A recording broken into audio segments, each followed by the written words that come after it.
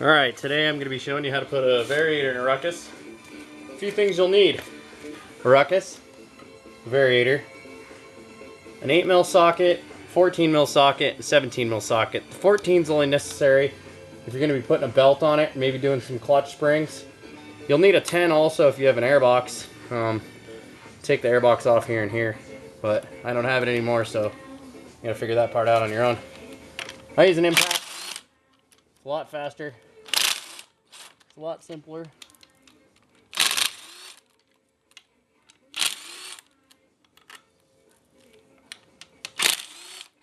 If you don't have an impact, you just use hand tools. It's gonna be a little tricky when you get to the variator because you're gonna need a holder. But figure that out if you need to. Alright, you got your clutch bell. This is what's attached to the final drive system, which drives the rear wheel. You got the actual clutch system. You got your belt, and you got your variator. Driven face, variator's on the back, pressure plate's on the back of that.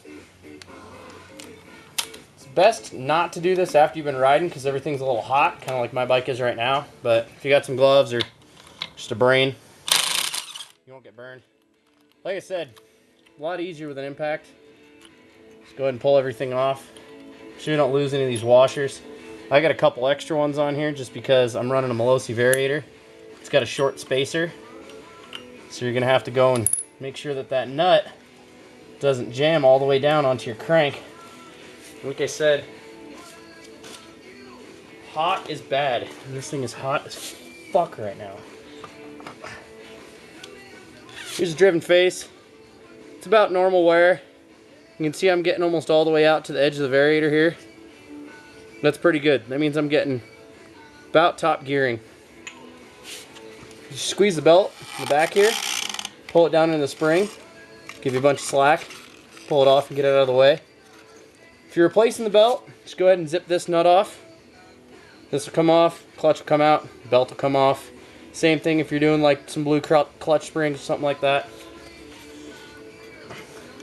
This is a variator assembly. Rollers are going to go flying everywhere. Sliders for the pressure plate, also going to go flying everywhere. Make sure you gather all this stuff up. If you're running a stock variator or any of the aftermarket ones, aside from the KRS, which is an 8 roller, you're going to have 3 sliders, 6 rollers. Today we're going to be installing the KRS variator. See, it's got 4 sliders, 8 rollers. It does not come with a spacer. For simplicity's sake and for tuning comparison, I'm going to be running the stock Malossi spacer today. It's a little bit shorter than the factory Honda one, which gives you a little more RPM in the top end. Installation is reverse of removal. Make sure you get this all the way on. Again, if you need some slack, squeeze the belt back here. Next thing you want to make sure it goes on good. Kickstart washer. You want to make sure that that doesn't move.